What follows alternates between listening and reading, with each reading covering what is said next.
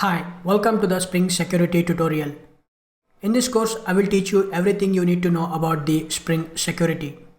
So before we start writing the code, you should be familiar with Spring and Spring Boot basics. In case if you are new to Spring and Spring Boot, I have a dedicated course on my YouTube channel that teaches you everything about the Spring and Spring Boot tutorial. The link will be given in the description section of this video. Make sure to check that video to understand more about the Spring and Spring Boot basics.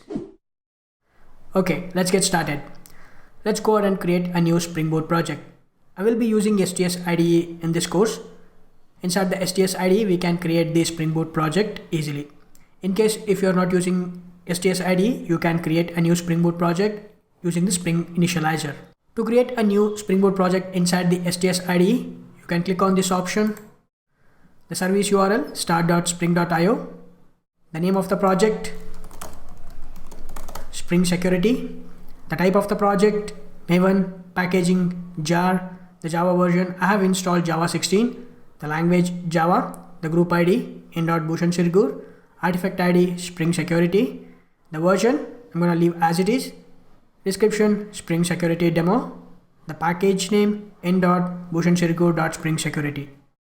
Click next. We will add the Spring Boot version. The latest and stable version is 2.5.4 at the time of this recording. And we will add a single dependency for now, which is the Spring Web dependency. We will also add one more dependency, the DevTools dependency, for the development purpose. Once you are happy with all these configuration, go ahead and click finish. So this will take a couple of minutes to download all the dependencies and to set up the Spring Boot project for the first time. Once the project setup has been done, you can expand the project to see the project structure. Inside the source main Java, we have a base package, and inside the base package, we have a base class. So now let's go ahead and create a new package. I'm going to call this controller, and inside this, let's create a new class. I'm going to call this home controller. Let's add the annotation REST controller to make this class as a REST controller.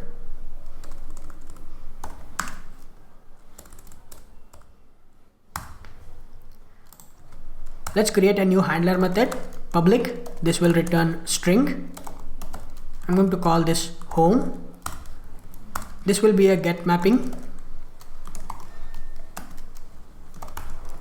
The URI / home. When the user navigate to the URI or the URL / home, we will return a string. You are on the home page. Let's save this. Okay, now we have created a REST controller and we have exposed the REST endpoint / home. Let's go ahead and run the application. Let's open the main class, the base class, and right click and choose run as and choose Spring Boot application. This will start the Spring Boot application on the port localhost 8080. Let's navigate to the browser and enter the URL localhost 8080 / home. We should see the message, you are on the home page. Okay, so now we have created a REST endpoint. Let's go ahead and add a Spring Security to our application. The moment when we add a Spring dependency to our Spring Boot application, there are a lot of things will happen behind the scenes. Let's understand in detail one by one. So when the user sends a request to the Spring Boot application, first, the request goes to the authentication filter. Authentication filter is a servlet filter. It's not only a single filter, it contains a chain of filters. And the job of the authentication filter is to authenticate the user. If the user is not authenticated, then it sends the request to the authentication manager. The authentication manager will send the request to the authentication provider. The job of the authentication manager is to identify the what authentication provider we are using in our system, and it will hand it over the request to the authentication provider. In our application, we may using the JDBC authentication or a LDAP authentication, or we may using our own authentication provider. So the job of the authentication manager is to send the request to the authentication provider, which we are using in our application. And authentication provider is the one. It uses user detail service to deal with the users. Inside this authentication provider, we are going to write our business logic to validate the user. The most of the things will happen inside this authentication provider. The authentication provider uses user detail service to deal with the user details and the password encoder to deal with the encrypting the passwords. And once everything is done, once the user is validated, the request will send it back to the authentication manager, and the authentication manager will send the request back to the authentication filter. So the authentication filter, it stores the user details inside the security context for the future reference or the future use, and the request sent back to the client. Next time when the user again sends a request, the authentication filter, first it will check in the security context. Inside the security context, if the user details are present, if the user is already validated, then it is not going to send the request to the authentication manager. It will directly send the request to the resource that the user is looking for. This is how internally the Spring Security works. When the user sends a request, every request goes through this chains of filters. Again, it is not only a single filter, it is a chains of filters. The request has to go through these filters. It send it to the authentication manager. Authentication manager will identify the authentication provider, and the authentication provider internally uses user details and password encoder. And once the user is validated, the request will send back to the authentication manager. The authentication manager will send back it to the authentication filter, and the authentication filter will store the user details inside the security context for the future reference. Next time when the user again sends a request, the authentication filter will look into the security context for the user details. If the user is already validated, then it will not send the request to the authentication manager. Instead, it will directly send it to the resource that we are looking for. Alright, so now let's go ahead and add a dependency to our Spring Boot application, and let's see how it works. Okay, let's go ahead and add the Spring Security dependency to our application. First of all, I'll stop the server. Right click on the project, go to Spring and choose Add Starters and add the Spring Security dependency, and click Next and click on this, copy all non-conflicting changes from left to right and click Finish. Once we added the Spring Security dependency to our application, inside the pom.xml file, it also added one more dependency, which is Spring Security Test dependency. Okay, so when we add this dependency to our Spring Boot application, by default, all our resources will be protected. Let's actually prove that. Let's run our application. And if you navigate to the browser, the moment you enter the URL localhost :8080/home, you will see a login page, which means we are not able to access the resource which is /home. When we add the dependency Spring Security, by default, the Spring Security protects all of our resources. We do get this login form. Let's understand this in detail. When the user sends a request to the Spring Boot application, first the request goes to the authentication filter. The authentication filter will authenticate the request.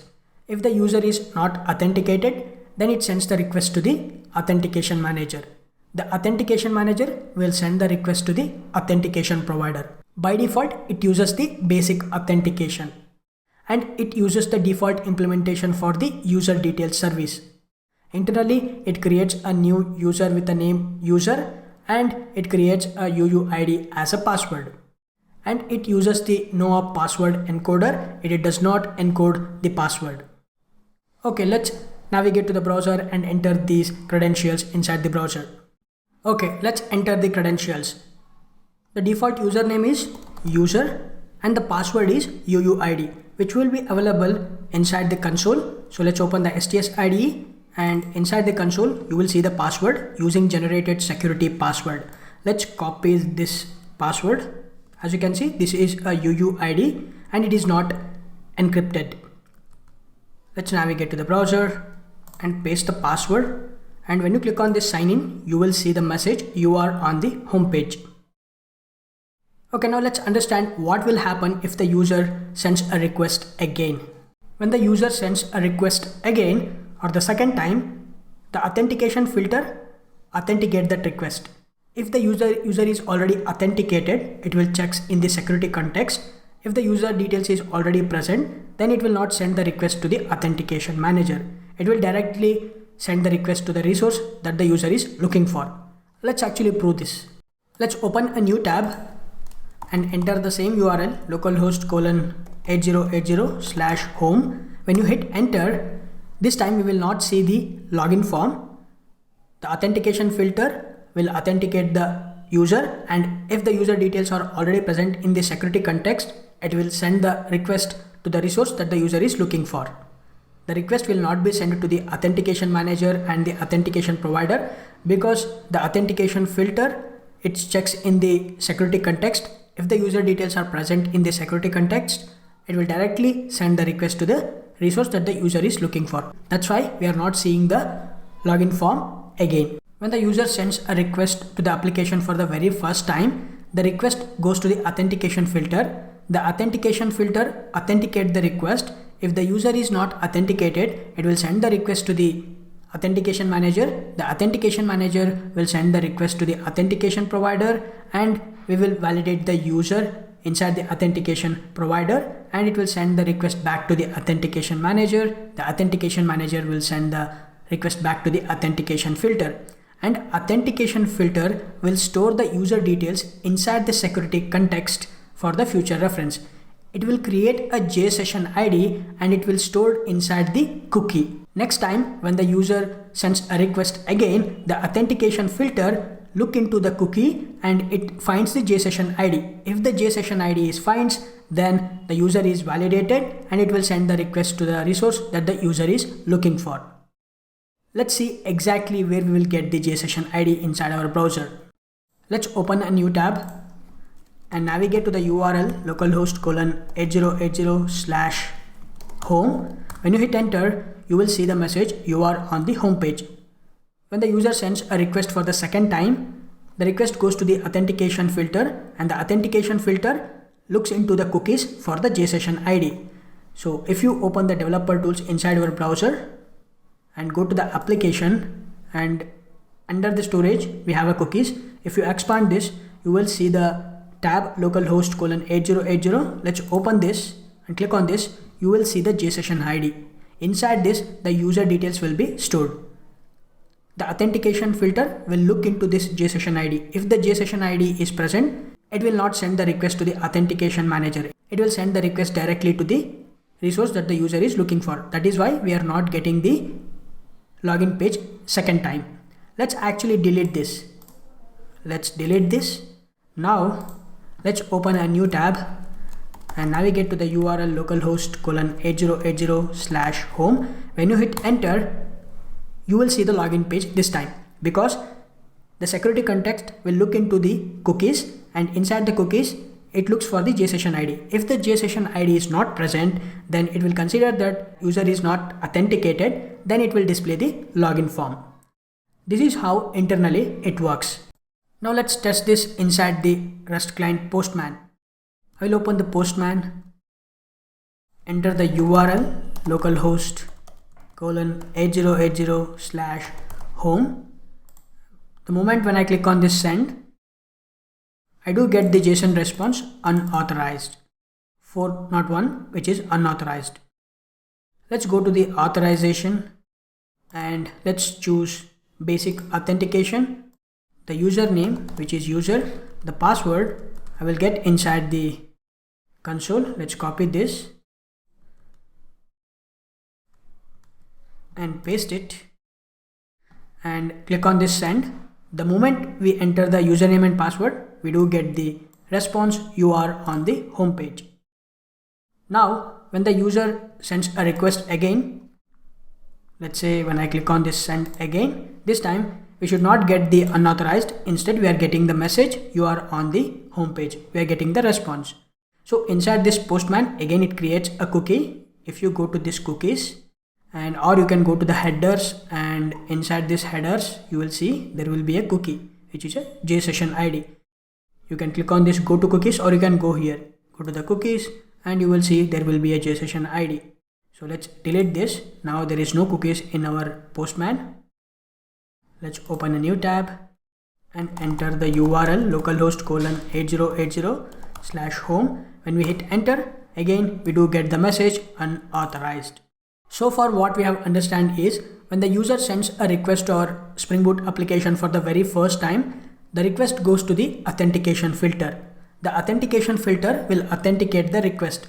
If the user is not authenticated, it will send the request to the authentication manager. The authentication manager will send the request to the authentication provider. By default, it uses the basic authentication and it uses the default implementation for the user detail service. Internally, it creates a new user with the name user and it generates a UUID as a password. And it uses no password encoder. It will not encode the password. And once the user is validated, it sends the request back to the authentication manager.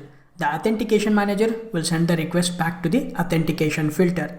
And the authentication filter will store the user details inside the security context. It stores inside the cookie as a JSession ID for the future reference. And it will send the request back to the resource that the user is looking for. Second time, when the user sends a request again, the request goes to the authentication filter and the authentication filter will look into the security context for the user details. It will checks for the JSession ID inside the cookie. If the JSession ID is present, then it will not send the request to the authentication manager. Instead, it will send the request to the resource that the user is looking for. This is how the Spring Security works internally for the default configuration.